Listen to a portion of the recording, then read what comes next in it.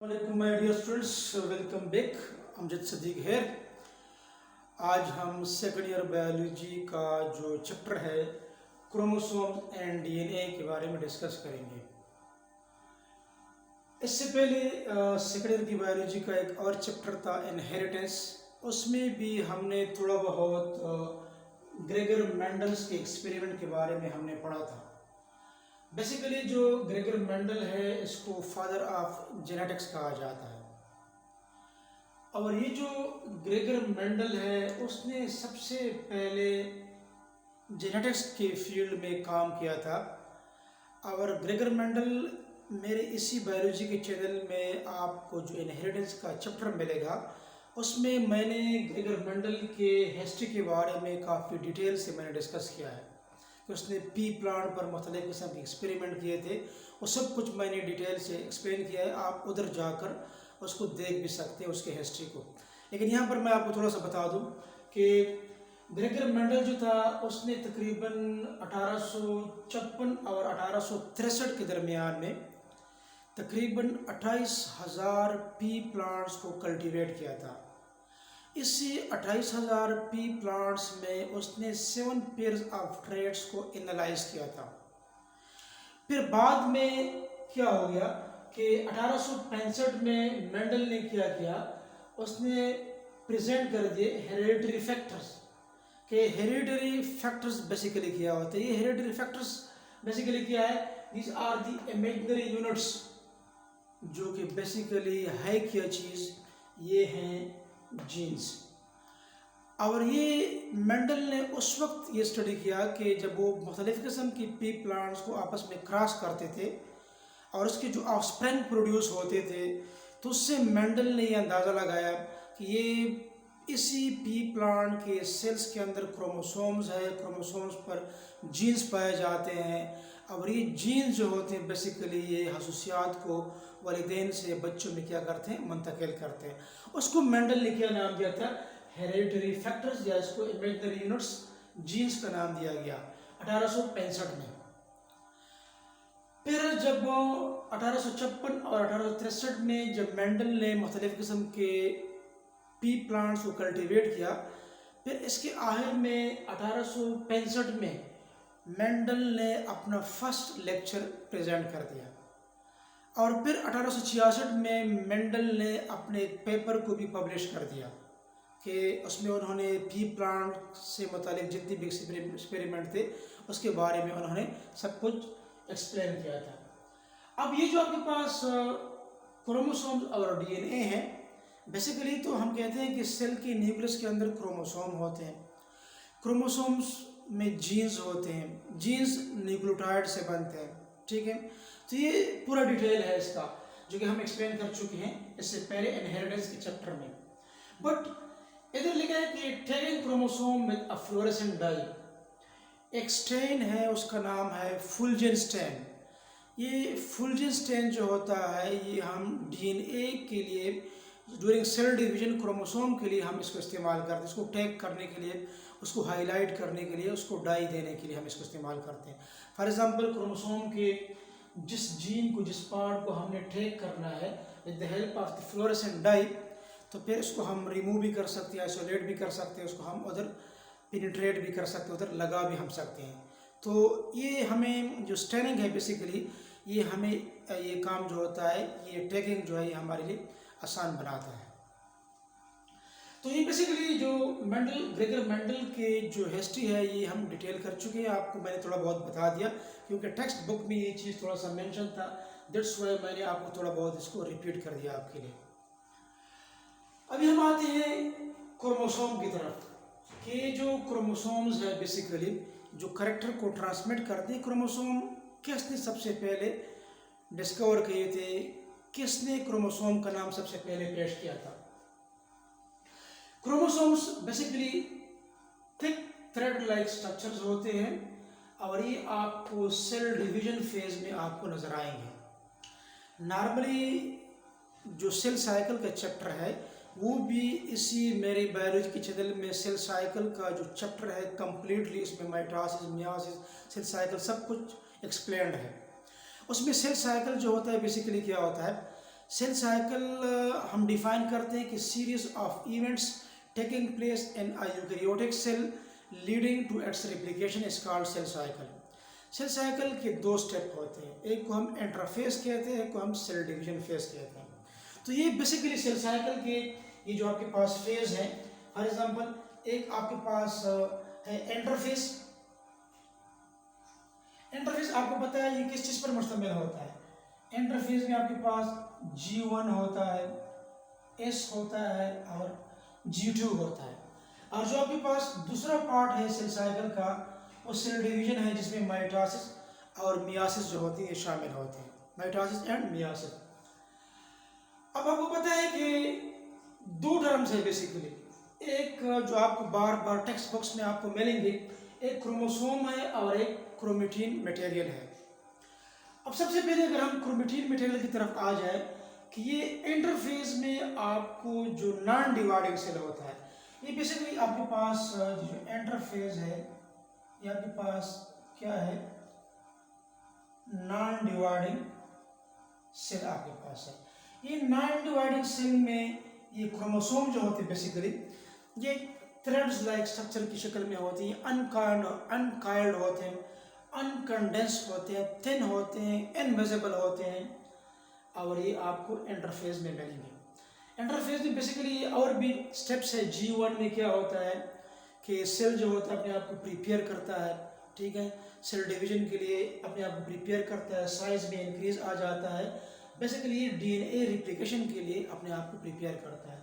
फिर इस फेज में इसी DNA की, इसी क्रोमोसोम की फिर रेप्लिकेशन भी हो जाए, इसका रेप्लिकेशन क्रोमोसोम, रेप्लिकेट क्रोमोसोम है आपके पास। फिर G2 में क्या होता है, G2 में बेसिकली सेल डिवीजन फेज के लिए जो प्रिपरेशन होता है वो फिर G2 में होता है, ठीक है।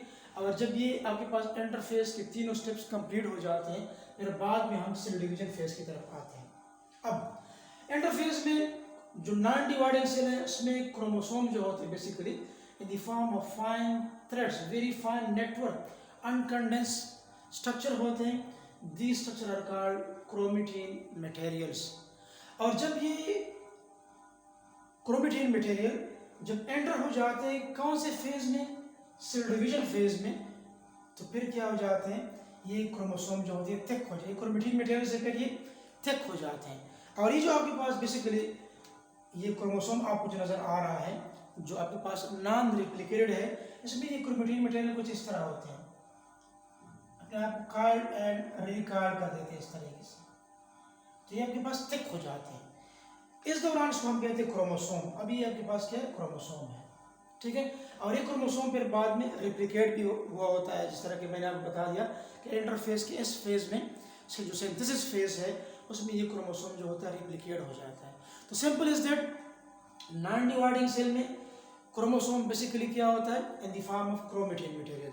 और जो आपके पास डिवाइडिंग सेल होते हैं जिसको हम कहते हैं फॉर एग्जांपल डिवीजन फेज, या you can say these are the dividing cell, इसमें फिर आपको क्रोमोसोम मिलेगा जो कंडेंस होगा, काइल्ड एंड रिकाइल्ड होगा, विजिबल होगा, थिक होगा, और ये इसका रिप्लिकेट फॉर्म है। बहरहाल इसी क्रोमोसोम के बारे में इसके बाद जो कमिंग जो टॉपिक है उसमें हमने इसी क्रोमोसोम के बारे में हमने डिटेल से हमने पढ़ना है, क्रोमोसोम का स्ट्रक्चर किस तरह होता है, इसमें कौन कौन से पार्ट्स होते हैं, कितने क्रोमेटिड्स होते हैं, कितने आर्म्स होते हैं, पी आर्म क्या होता है, क्यों आर्म क्या होता है, हमने इसके बाद जो नेक्स्ट कमिंग लेक्चर है उसमें हम आपको डिटेल से पढ़ाएंगे। इधर मैंने आपको सिर्फ नॉन डिवाइडिंग और डिवाइडिंग सेल के बारे में बता दिया कि नॉन डिवाइडिंग बेसिकली क्या है, आपके पास इंटरफेस है, और जो डिवाइडिंग है इसमें क्रोमोसोम बन जाते हैं। क्रोमोसोम क्या है, thick thread like structure, visible होते हैं during cell division. First observed by German embryologist Walter Flemming in 1882 is examining the rapidly dividing cells of salamander larvae। सबसे पहले इसको ऑब्जर्व किया था वाल्टर फ्लेमिंग ने, और जो वाल्टर फ्लेमिंग है ये एक जर्मन एम्ब्रियोलॉजिस्ट था। 1882 में उसने क्या किया, उसने सैलेमेंडर के लार्वी में जो रैपिडली डिवाइडिंग सेल होते हैं, स्पेशली एम्ब्रियोनिक फॉर्म होता है, इसमें मेटासिस का प्रोसेस, सेल डिवीजन का प्रोसेस काफ़ी तेज़ होता है, और उसमें सबसे पहले उन्होंने इसी सेल डिवीजन में जो क्रोमोसोम थे जो डिवाइड हो रहे थे, क्रोमोसोम को स्टडी किया था। सबसे पहले किसने, वाल्टर फ्लेमिंग ने इसको स्टडी किया था। और फिर हम आते हैं इसके बाद इसी क्रोमोसोम को एक और साइंटिस्ट था, और ये जो दूसरा साइंटिस्ट था इसके बाद वाल्टर फ्लेमिंग के बाद उसका नाम था वर्ल्डायर। जो ये टर्म क्रोमोसोम है इसको प्रपोज किया था फिर वर्ल्डायर ने 1876 में। अब ये क्रोमोसोम जो होता है बेसिकली प्रोकैरियोटिक और यूकैरियोटिक सेल में मुख्तलिफ होता है। अगर हम यूकैरियोटिक सेल में ले लें तो ये फिर आपके पास होता है किस चीज़ पर मुश्तमिल होता है, ये यूकैरियोटिक क्रोमोसोम पर डीएनए और हिस्टोन प्रोटीन पर मुश्तमिल होता है।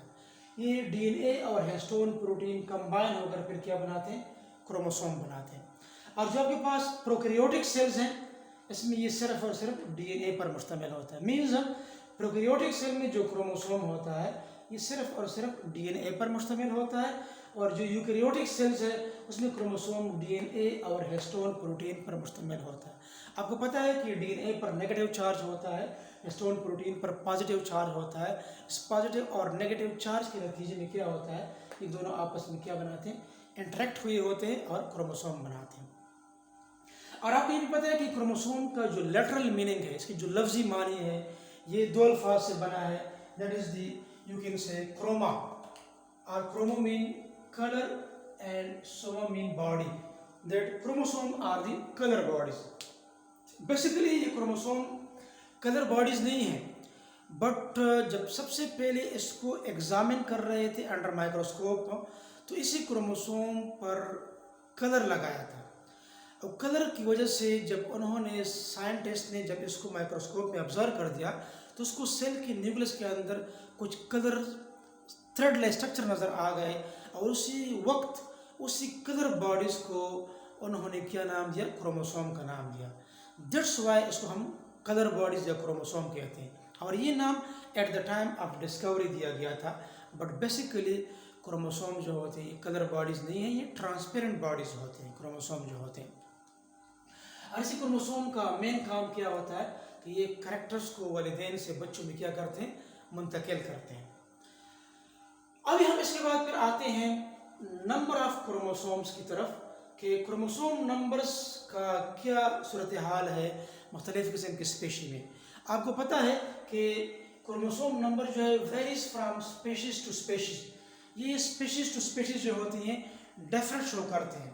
एक स्पेशी में एक तरह, जिस तरह के हम कहते हैं कि इंसान में जो होते हैं कितने होते हैं, 40 क्रोमोसोम होते हैं, और बाकी जो ऑर्गेनिज्म है उसमें ये फिर मुख्तलिफ होते हैं।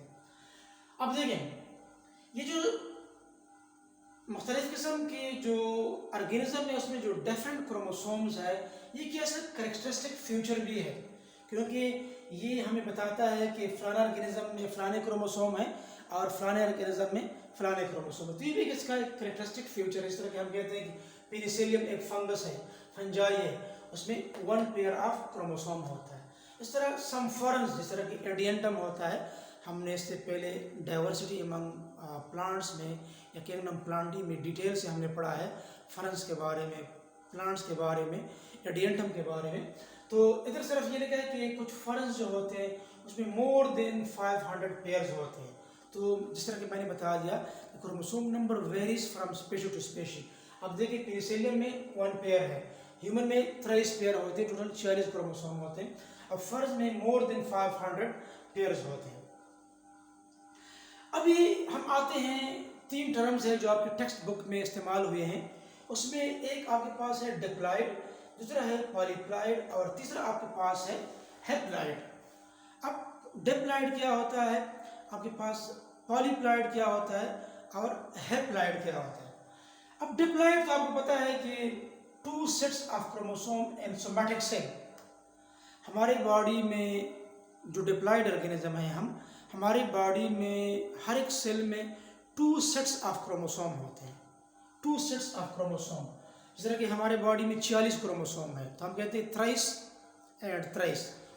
23 एक सेट है और दूसरा 23 दूसरा सेट है।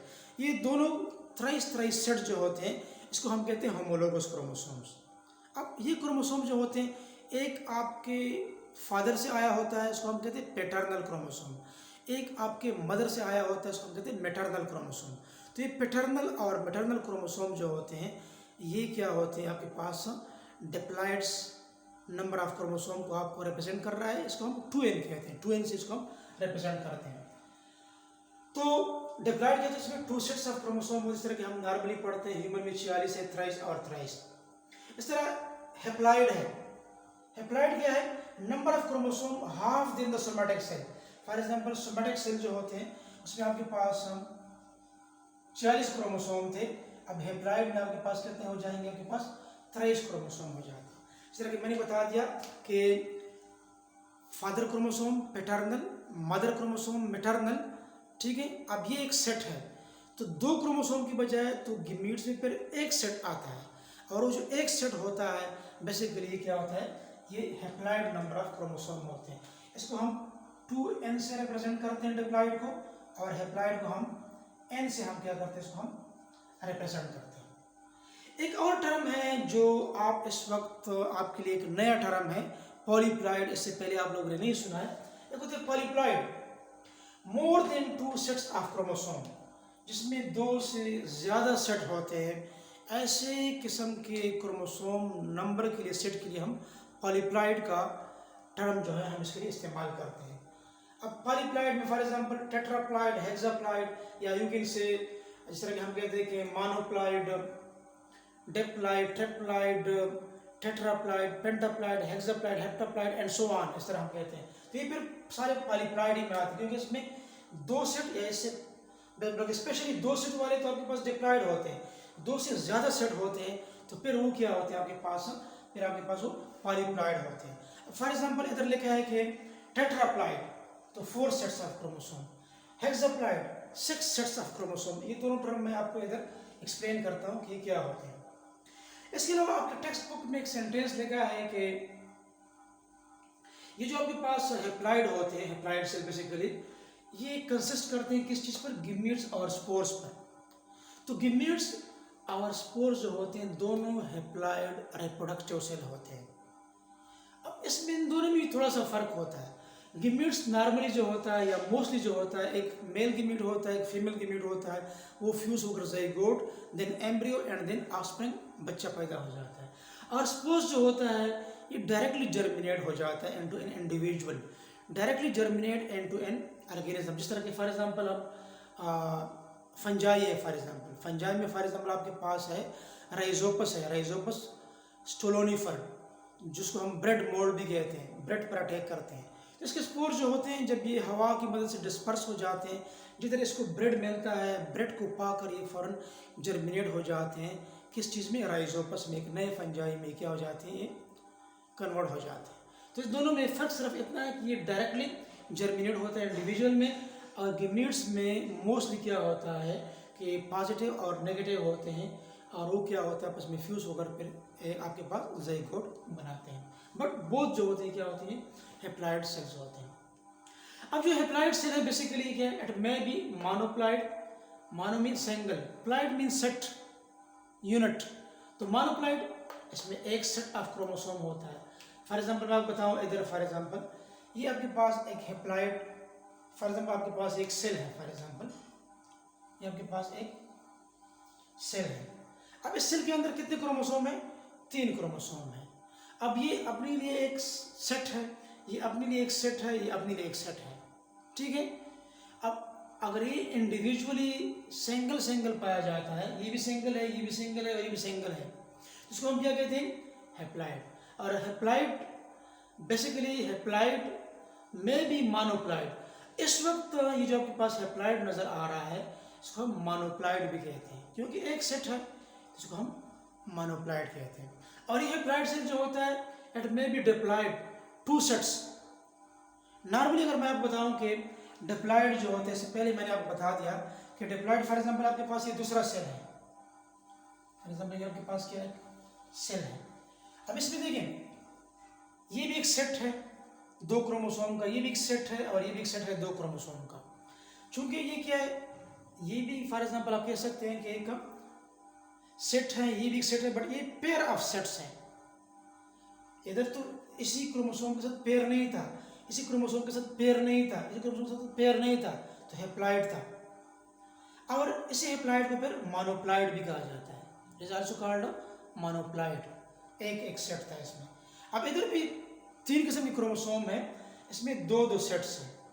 अब हम कहते हैं ना नॉर्मली जब दो सेट होता है ये पेयर ऑफ क्रोमोसोम्स है। फॉर एग्जांपल इधर भी 23 क्रोमोसोम है, फॉर एग्जांपल इधर भी 23 क्रोमोसोम है फॉर एग्जांपल, तो इसको हम कहते हैं डिप्लॉयड। तो ये दोनों आप बेसिकली क्या है, ये होमोलोगस क्रोम, ये नॉन होमोलोगस थे और ये होमोलोगस क्रोमोसोम है। होमोलोगस क्रोमोसोम और those chromosome which are similar in size and shape. अब देखें, अब इसमें ये फादर से हैं, ये मदर से हैं। अब जो फादर से है it is called paternal chromosome, और जो मदर से हैं, माँ से हैं, मम्मा से हैं, इसको हम कहते हैं मैटरनल क्रोमोसोम।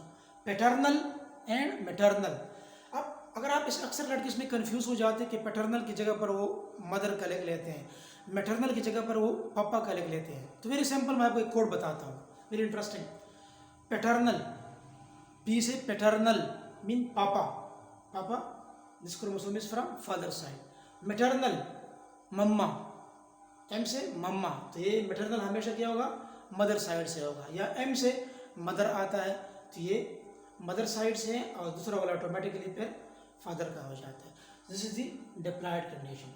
अगर हम कहें फॉर एग्जांपल कि हैप्लॉयड सेल में भी डिप्लॉयड, तो फिर हैप्लॉयड में डिप्लॉयड कैसे होता है, तो फिर टेट्राप्लॉयड कंडीशन में, टेट्राप्लॉयड कंडीशन में, टेट्राप्लॉयड कंडीशन में फॉर एग्जांपल आपके पास 4 क्रोमोसोम का सेट होगा। फॉर एग्जांपल ये भी आपके पास क्या है, ये 4 क्रोमोसोम है, ये भी आपके पास 4 क्रोमोसोम है, ठीक है। तो इसके गीमीट्स में 2 क्रोमोसोम इसके गीमीट्स में चले जाएंगे, और इसी सेल की भी 2 क्रोमोसोम इसके गीमीट्स में चले जाएंगे। तो 4 की बजाय इसके गीमीट्स में कितने हो जाएंगे, 2 और 2। फॉर एग्जाम्पल ये स्पर्म्स है और ये क्या, ये आपके पास एग्स है। तो हैप्लॉयड सेल के जो डिप्लॉयड है तो इसमें 2 क्रोमोसोम, बट ये 4 से 2 हो गए हैं। तो ये कंडीशन जो आपके पास अभी गीमीट्स की सूरत में है, ये आपके पास क्या है, ये डिप्लॉयड है तो हैप्लॉयड, बट डिप्लॉयड में 2 क्रोमोसोम का आपके पास क्या है, सेट्स है आपके पास, ठीक है। तो हैप्लॉयड सेल में जो डिप्लॉयड कंडीशन होता है उसके लिए आपने फिर टेट्राप्लॉयड कंडीशन लेना होगा। इससे भी 2 क्रोमोसोम आ गए, इससे भी 2 आ गए, 4 के 4 हाफ हो गए, इससे 2 आ गए, और ये 4 हाफ हो गए दूसरे सेल के, इससे भी 2 आ गए। तो टेट्राप्लॉयड कंडीशन में ये 2 और 2 क्रोमोसोम जो आ जाते हैं, ये फिर क्या होते हैं, हैप्लॉयड होते हैं बेसिकली। बट हैप्लॉयड में फिर ये डिप्लॉयड 2 सेट्स पर मुश्तमिल होते हैं। इस तरीके से triploid 3 sets mean haploid cell में भी ट्रिप्लॉयड। अब ट्रिप्लॉयड में क्या होते हैं, 3 क्रोमोसोम, इधर भी 3 है, इधर भी 3 है, फिर 3 है फॉर एग्जाम्पल, ठीक है। तो इसको हम ट्रिप्लॉयड 3 सेट कहते हैं। देखिए ये 1, 2 एंड 3 ट्रिप्लॉयड है, ये भी 1, 2 एंड 3 ट्रिप्लॉयड है। मोनोप्लॉयड 1 क्रोमोसोम, डिप्लॉयड 2 क्रोमोसोम, ट्रिप्लॉयड फिर 3 क्रोमोसोम, ठीक है। तो इस तरीके से अब ट्रिप्लॉयड जो आपके पास हैप्लॉयड में आएगा, इसका मतलब है कि एक हेक्साप्लॉयड कंडीशन होगा 6 क्रोमोसोम का, और ये 6 क्रोमोसोम से जब 3 आते हैं, ये 3 आ गए इसके गीमीट्स में, तो गीमीट्स तो बेसिकली हैप्लॉयड है, बट हैप्लॉयड में ये 3 जो है इसको हम क्या कहते हैं, इसको हम ट्रिप्लॉयड कहते हैं। ये मैंने इसलिए एक्सप्लेन कर दिया कि टेक्स्ट बुक में ये सेंटेंस जो है लिखा है, that's why I explain for you. इसके अलावा जो इधर हमने पॉलीप्लॉयड में हमने पढ़ा था कि tetraploid, हेक्साप्लॉयड, tetraploid same. For example ये आपके पास टेट्राप्लॉयड तो बेसिकली पॉलीप्लॉयड की एक टाइप है। पॉलीप्लॉयड क्या होता है, more than 2 sets of chromosome. अब 3 भी हो सकते हैं, ट्रिप्लॉयड भी पॉलीप्लॉयड है, टेट्राप्लॉयड भी पॉलीप्लॉयड है, पेंटाप्लॉयड भी पॉलीप्लॉयड है, ठीक है। हेक्साप्लॉयड भी क्या है, पॉलीप्लॉयड है, 2 से ज़्यादा सेट है सब में। अब टेट्राप्लॉयड फॉर एग्जाम्पल, अब देखिए ये 4 क्रोमोसोम का सेट है, 4 क्रोमोसोम का सेट है, 4 क्रोमोसोम का सेट है। फॉर एग्जाम्पल देखिए ये आपके पास एक सेल है और उसमें क्या 4 का सेट है। जब 4 का सेट होता है इसको हम फिर क्या कहते हैं, टेट्राप्लॉयड, और ये पॉलीप्लॉयड ही में आता है। दूसरा हेक्साप्लॉयड 6 सेट्स फॉर एग्जाम्पल। 6 सेट्स का मतलब क्या है, अगर इसके साथ मैं फॉर एग्जाम्पल 2 और ऐड कर लूँ, फॉर एग्जाम्पल ये 2 मैंने और ऐड कर दिए, इसके साथ भी मैंने 2 ऐड कर दिए, इसके साथ भी मैंने 2 ऐड कर, तो 6 हो गए। तो इस ये फिर कौन सा कंडीशन आपके पास होगा, फिर इस वक्त इसको फिर हम कहते हैं हेक्साप्लॉयड कंडीशन। इसको हम कहते हैं। उम्मीद है आपको ये चीज़ आपको समझ आई होगी। अच्छा, इसके बाद एक इम्पॉर्टेंट चीज़ जिसमें बहुत सारे स्टूडेंट जो होते हैं कंफ्यूज होते हैं, और वो आपके टेक्स्ट बुक में दिया गया है, और आपके टेक्स्ट बुक में लिखा है कि number of chromosome in human and wheat.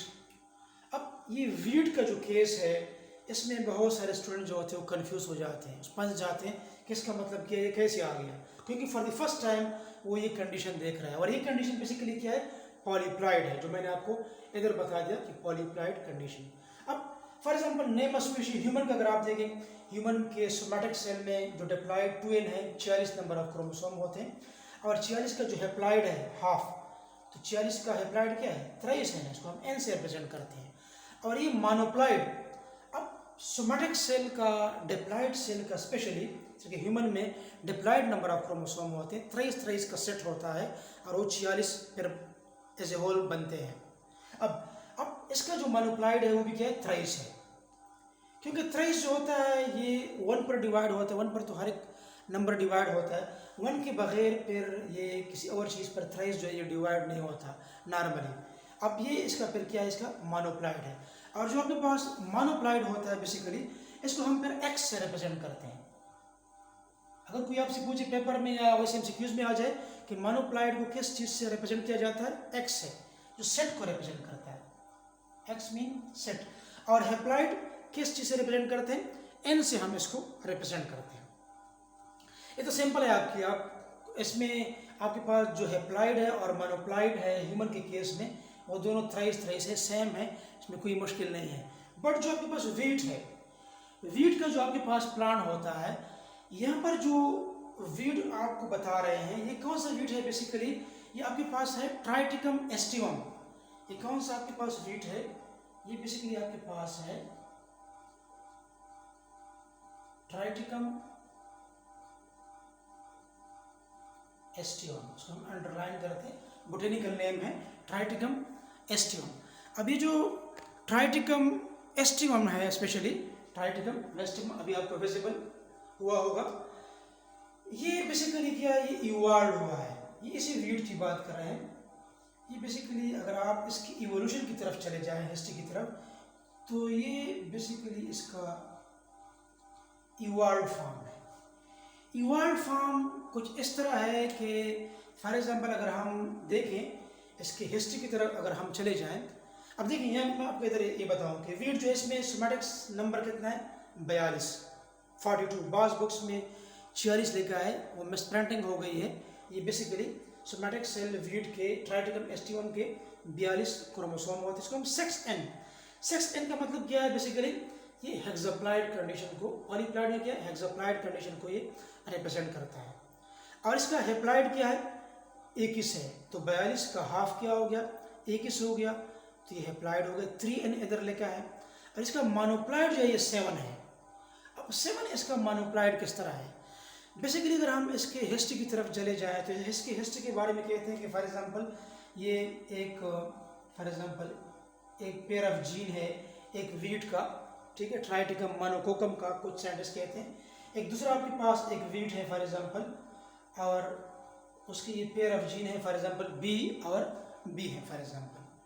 फिर ये क्या हो जाता है, SCB एक गिमीट आ जाता है, SCB ये आपके पास AB बन जाता है, AB। और ये जो AB आपके पास एक हाइब्रिड, आपके पास वीट की एक वैरायटी आ जाती है, हाइब्रिड एक वैरायटी है, ठीक है। इसमें म्यूटेशन के नतीजे में क्या हो जाती है, म्यूटेशन या नेचुरल सिलेक्शन के नतीजे में ये इसकी डबलिंग हो जाती है, क्रोमोसोम की रिप्लिकेशन हो जाती है, ये इस तरह हो जाता है AABB, ठीक है। अब फॉर एग्जांपल इधर इसका 2n जो था 14 था, इधर 2n क्या था 14 था। अब इससे भी गिमिट्स में 7 क्रोमोसोम आ गए, इसकी भी गिमिट्स में 7 क्रोमोसोम आ गए, ठीक है। एज ए रिजल्ट इतने इधर 14 क्रोमोसोम हो गए, ठीक है। अब इसी गंदम की स्पीशी की, गंदम की वैरायटी की क्या हो जाती है, गंदम की वैरायटी की फॉर एग्जांपल अगर फॉर एग्जांपल इसकी जब डबलिंग हो जाती है तो इधर क्रोमोसोम नंबर इसी गंदम की वैरायटी का कितना हो जाता है, इधर कितना था 14 था, अगर इसमें डबलिंग हो गई because of mutation, because of natural selection, तो क्रोमोसोम नंबर इसका कितना हो जाएगा? 14 को 2 में ज़रा दे दो, 28 क्रोमोसोम हो जाएंगे। अब कहते हैं according to the evolutionary scientist, ये जो गंदम की एक वेराइटी है ट्राइटिकम की, इसके साथ फिर क्रॉस हो जाता है एक और स्पीशी का, for example pair of gene हमने डी रिप्रेजेंट कर दिए, और उसमें भी ट्विन क्या है? 14 नंबर ऑफ क्रोमोसोम है, ठीक है, 14 नंबर ऑफ क्रोमोसोम है। अब क्या हो जाता है कि जब दोनों के गिमेट्स बनेंगे, फॉर एग्जांपल देखें, ये जो डी की जो वैरायटी है, गंदम की जो वैरायटी है, अब इसकी फॉर एग्जांपल और इसकी, अब देखें इससे आपके पास जीन आ जाएंगे ए और बी, ए और बी आपके पास आ जाएंगे, ए और बी आपके पास आ जाएंगे, और क्रोमोसोम कितने हो जाएंगे? 28 की बजाय 14, ठीक है। और डी में से एक डी आ जाएगा यहाँ पर, ठीक है। इसका क्रोमोसोम नंबर तो 14 है, बट गिमेट्स में 14 की बजाय कितने आ जाएंगे? 7 आ जाएंगे, ठीक है। ये फिर आपस में जब क्रॉस करते हैं तो एक नई स्पीशी बनाते हैं, दैट इज दी ABD, और इसमें क्रोमोसोम कितने होंगे? 14 जमा 7 कितने हो जाएंगे आपके पास? 21 आपके पास आ जाएंगे, ठीक है, 21। इसलिए हम कहते हैं कि जो आपके पास जो ये वीट है, स्पेशली जो ट्राइटिकम एस्टिवम है, स्पेशली वेराइटी है, इवाल्व वेराइटी है, इसमें क्या है आपके पास मोनोप्लाइड जो कंडीशन है वो क्या है? 7 है। तो 7 जो है आपके पास क्या हो गया? आपके पास मोनोप्लाइड हो गया। अब देखें आपके पास ये तो हेक्साप्लाइड कंडीशन है, ठीक है। अगर आप इसका हेप्लाइड नंबर ले ले, ठीक है, तो हेप्लाइड नंबर इसका ट्रिप्लाइड है। अब 7 यहाँ पर तो आपके पास 21 क्रोमोसोम आ गए ना। फॉर एग्जांपल अगर आप कहें कि ये एक वेराइटी है, इसको अगर हम क्रॉस कर ले, फॉर एग्जांपल तो अगर हम क्रॉस कर ले एक और इस किस्म की वेराइटी के साथ ABD, उसमें भी तो 21 क्रोमोसोम है, ये दोनों जब आपस में फ्यूज होंगे तो आपके पास एक वैरायटी बनेगी ABD एंड D। और इसी में जो आपके पास ये जो वैरायटी है, जो AABBDD, जो मैंने ब्लैक से लिख लिया, तो इसमें नंबर ऑफ क्रोमोसोम 21 और 21 कितने हो जाएंगे आपके पास? 42। ये आपके पास स्पेशली जो इवाल्व फॉर्म है ट्राइटिकम एस्टिवम, ये वीट की वेराइटी है, 42। तो नॉर्मली इसका मोनोप्लाइड मालूम करने के लिए हम इसके हेप्लाइड को देखते हैं। हेप्लाइड आपके पास एक ट्रिप्लाइड कंडीशन है, तो 3 को अगर आप जो है फॉर एग्जांपल आपके पास ये 6n है आपके पास, 6n का मतलब है आपके पास हेक्साप्लाइड, और 3n का मतलब आपके पास है ट्रिप्लाइड। तो ट्रिप्लाइड तो है 7 जमा 7 जमा 7, आपके पास कितना आता है? 21 आपके पास आता है। अगर 21 को आप, ये ट्रिप्लाइड कंडीशन है, इसको डिवाइड कर ले 3 पर, तो जो मिनिमम नंबर आएगा जो इस पर पूरा तकसीम होगा 3 7 21। अगर आप किसी वैरायटी का मोनोप्लाइड मालूम करना चाहते हैं, इसका तरीका ये भी है कि इसके हेप्लाइड को ले लो। हेप्लाइड आपके पास ट्रिप्लाइड है, ठीक है, इसको आप जो है 7 पर डिवाइड कर लो, 3 पर डिवाइड कर लो, तो 3 7 21 आपके पास आ जाएगा। तो 7 जो आपके पास क्या होगा? आपके पास मोनोप्लाइड नंबर आपके पास आ जाएगा। तो ये चीज़ बेसिकली आपके कोर्स में ये चीज़ शामिल नहीं है। अगर आप इसको देखना ना भी चाहते हैं तो इसको इधर तक स्टॉप कर लें, लेकिन मैंने सिर्फ आपकी कंसेप्ट क्लियर करने के लिए आपको ये चीज़ समझा दिया, क्योंकि किसी भी वीडियो लेक्चर में ये वाला लेक्चर जो है एक्सप्लेन नहीं हुआ है, किसी ने भी इसको एक्सप्लेन नहीं किया है।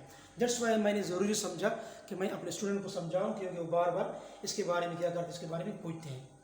अभी आप अंदाज़ा लगा सकते हैं कि आपके पास जो ट्राइटिकम एस्टिवम है, जो वीट है, ये बेसिकली 3 एंसेस्टर से बना है। यहाँ पर आप अंदाज़ा लगा सकते हैं कि पहले 2 आपस में क्रॉस हो गए, इससे ये वेराइटी हाइब्रिड वेराइटी आ गई, इसकी नेचुरल सिलेक्शन और म्यूटेशन के नतीजे में डबलिंग हो गई, ठीक है, एक जिसमें क्रोमोसोम 14 की बजाय 28 हो गए। फिर एक और वेराइटी के साथ DD, इसके क्रोमोसोम नंबर 14 थे, जब दोनों की गिमिट्स बने तो 28 की बजाय 14 ए बी और डी के साथ, ठीक है। और दोनों जब आपस में मिले तो ए बी डी एक गंदम की वैरायटी बनाई जिसमें 14 जमा 7 21 क्रोमोसोम आपके पास आ गए। अब फिर ये दो वैरायटी ए बी डी और ए बी डी जब आपस में मिलते हैं 21 और 21, तो फिर इसके क्रोमोसोम नंबर क्या हो जाते हैं, फिर 42 हो जाते हैं आपके पास। ट्राइटिकम एस्टियम की वैरायटी जो है आपके पास आ जाती है, ठीक है। तो उम्मीद है आपको समझ आया होगा। अगर फिर भी आपको कोई प्रॉब्लम है तो आप कमेंट बॉक्स में पूछ सकते हैं। अगर आपने मेरा चैनल सब्सक्राइब नहीं किया है तो काइंडली इसको सब्सक्राइब करें। अगर आपको ये लेक्चर पसंद आया तो उसको लाइक भी करें, अपने दोस्तों के साथ शेयर भी करें और अपने दुआओं में हमें ज़रूर याद रखें। अल्लाह हाफिज़।